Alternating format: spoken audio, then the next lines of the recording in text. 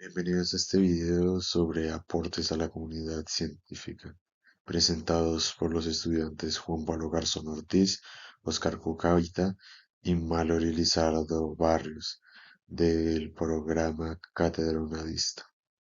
Apreciada tutora y compañeros, muy buenas tardes. A continuación voy a explicar dos temas fundamentales. El primero es cómo aprende nuestro cerebro. Para eso diremos que es necesario comprender qué es el aprendizaje. Decimos que es un proceso continuo, permanente a lo largo de la vida que nos ayuda a adquirir conocimientos, valores, etcétera. Adicionalmente a eso, ¿cómo aprendemos? Pues el 10% de lo que leemos, el 20% de lo que oímos, el 30% de lo que vemos, el 50% de lo que oímos y vemos, el 70% de lo que debatimos, el 80% de lo que hacemos y el 95% de lo que enseñamos a otros. El segundo tema es aprender a aprender un nuevo paradigma y este paradigma se centra básicamente en cuatro categorías fundamentales, que es la autonomía, la reflexión, la autorregulación y tener la capacidad de adaptarse a nuevos contextos de aprendizaje. Esa es la plasticidad del cerebro, por decirlo de alguna manera. Y por último, hay 8 pasos fundamentales que se deben tener en cuenta en este proceso de aprender a aprender. El primero es ser autodidacta, el segundo es comprender los conceptos fundamentales, el tercero es unir los puntos, relacionar, practicar, retar nuestra memoria, aplicar lo que aprendimos a nuestra vida, buscar especialistas, personas que sepan del tema y por último, experimentar. Es supremamente importante.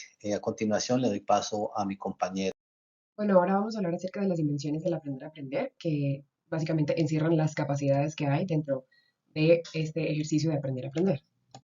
Dentro de la dimensión metacognitiva se encuentra la habilidad para reflexionar y también para poder ajustar a partir de esas reflexiones. Yo lo quise relacionar todo como con una analogía con coches. En este caso, la dimensión metacognitiva sería el tablero del coche, el que nos permite ver cómo estamos y que nos permite analizar qué deberíamos ajustar, a qué velocidad vamos, si nos falta gasolina. Eso mismo pasa en la dimensión metacognitiva, nos permite hacer reflexiones que surgen en el proceso de aprendizaje y a partir de ello realizar ajustes. La dimensión cognitiva se refiere a la habilidad que se tiene para poder aprender y poner en práctica los conocimientos que se adquieren en los contextos adecuados. En esta dimensión se tiene también el poder poner en práctica de manera eficaz las herramientas y los recursos que se tienen para poder avanzar. Aquí tenemos un resumen de esto y también algunas palabras claves como lo son el poder aprender, el practicar, el avanzar a partir de nuestras reflexiones también. Y lo pondría yo como el volante del coche. En el volante uno puede ir girando, uno puede ir escogiendo la dirección en la que uno quiere aprender y esa capacidad cognitiva es la que nos permite justamente darle como dirección a nuestro viaje de aprendizaje. Personalmente, la dimensión que más me gustó es la afectivo emocional y me parece que es una de las más importantes porque se entiende como el motor de nuestro proceso de aprendizaje, que acá podemos ver el motor, obviamente, del coche. Es justamente la motivación que tenemos en nuestro aprendizaje, es lo que nos permite también tener una regulación emocional, permite poder seguir adelante y tener esa motivación, esa energía para poder continuar. Acá lo tenemos en nuestras palabras claves como energía, motivación, estabilidad y el fundamento porque es a partir de esta base afectivo emocional que también vamos a encontrar las fuerzas para poder seguir adelante cuando a lo mejor nos encontremos retos en el camino.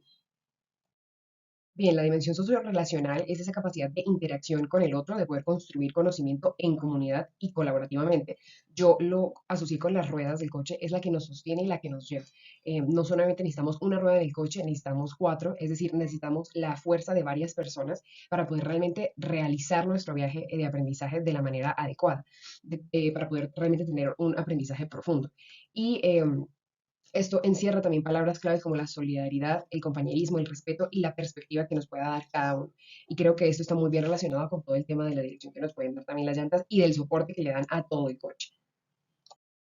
En la dimensión ética estamos hablando de nuestro compromiso ético con nuestro proceso de aprendizaje, es decir, es una dimensión que se refiere a los principios que van a regir nuestro proceso formativo. Yo lo coloqué como el asiento porque es creo que donde nos apoyamos, el conductor está ahí sentado, esas son sus bases, por decirlo de alguna manera, y a través de, o sea, con este asiento él va a enfrentarse. El asiento siempre se tiene que ajustar, siempre tiene que estar perfecto para el conductor y creo que de esa misma manera nuestros principios son los que, o sea, tenemos que asentarnos en ellos para poder realmente tener un ejercicio ético dentro de nuestro aprendizaje.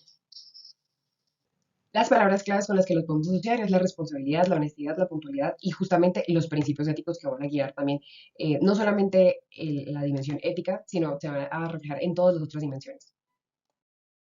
De la mano con las dimensiones del aprender a aprender van a venir una serie de estrategias que nos van a ayudar justamente a aprender a aprender. Yo lo relacioné puntualmente con acciones que nos permiten explotar los beneficios de pues, las capacidades que están dentro de estas dimensiones.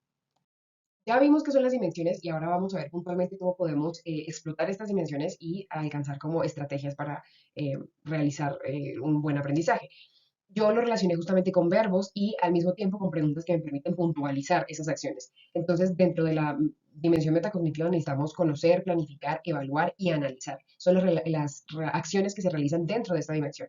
El conocer, debemos preguntarnos qué y cómo aprendemos. El planificar, cómo me puedo organizar para alcanzar mis metas, realmente cómo me puedo y cómo puedo distribuir mis tiempos, mis espacios para realmente alcanzar esto. Evaluar en qué puedo mejorar. Realmente es un proceso todo el tiempo de autoevaluación. Analizar cómo puedo mejorar mi proceso, no solamente en qué área, sino cómo lo puedo alcanzar. Bueno, ya vimos que la dimensión cognitiva tiene que ver con todo este proceso como de comprensión y adquisición, y entonces aquí las palabras, las acciones que utilizo son gestionar, comunicar y pensar y usar. El gestionar lo relaciono con esa pregunta de cómo puedo aprovechar mis recursos para mis beneficios.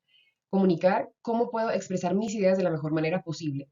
Pensar cómo puedo usar este conocimiento, es decir, no solamente en esta clase, sino digamos exportarlo, por decirlo de alguna manera, a diferentes clases o diferentes áreas de mi vida.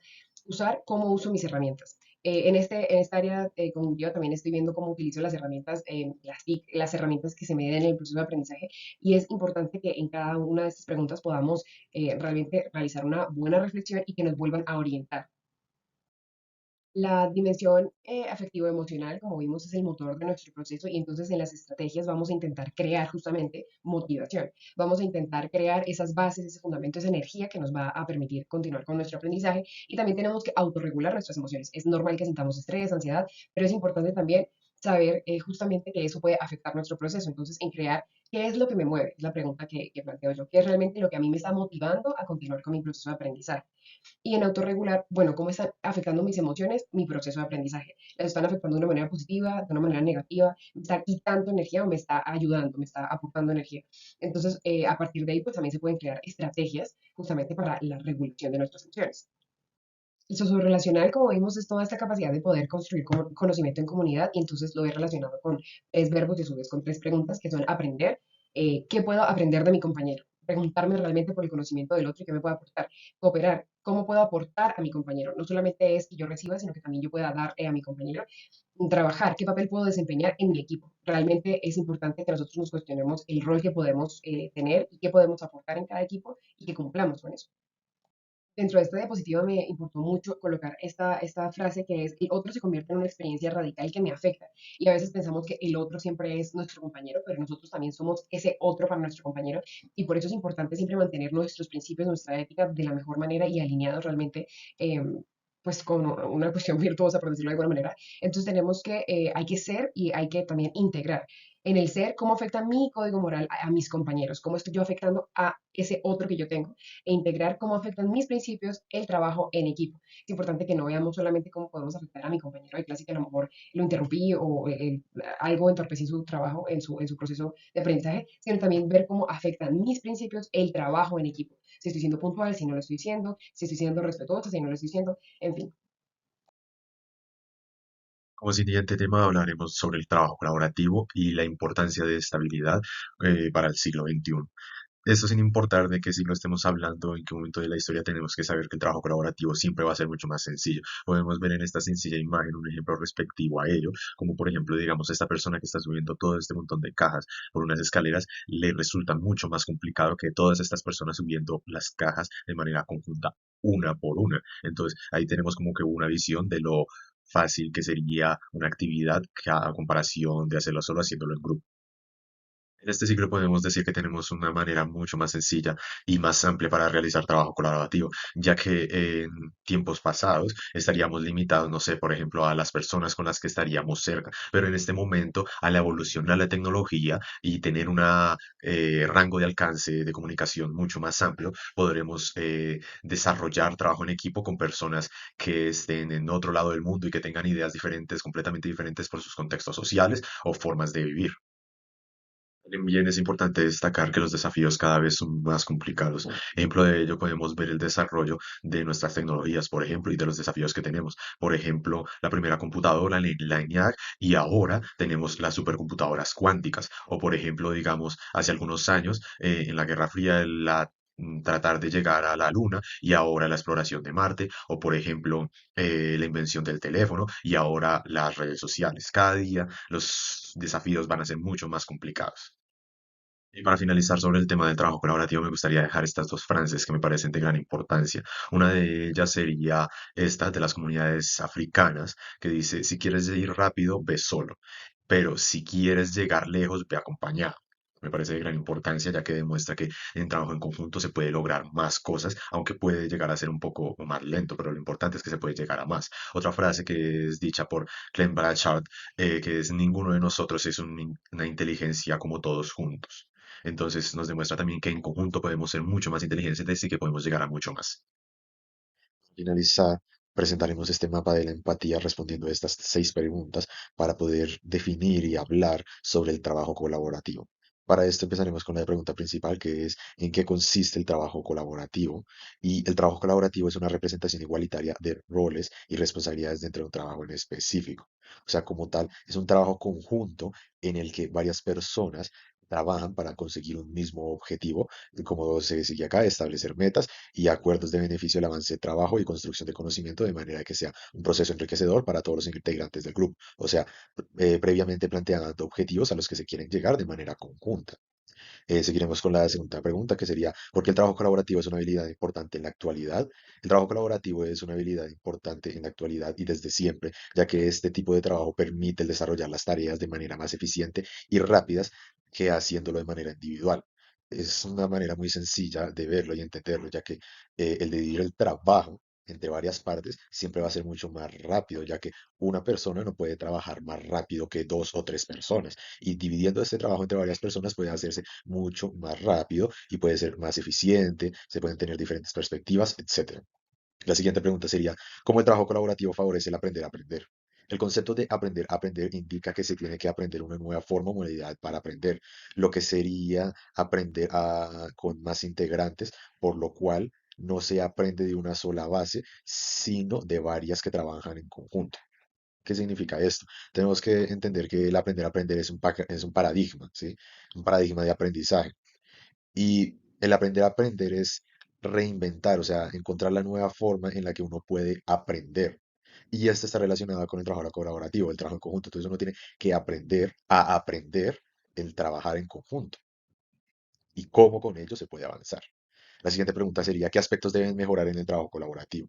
La comunicación efectiva, la claridad en roles, la gestión de conflictos, el uso de herramientas digitales para una colaboración significativa y productiva.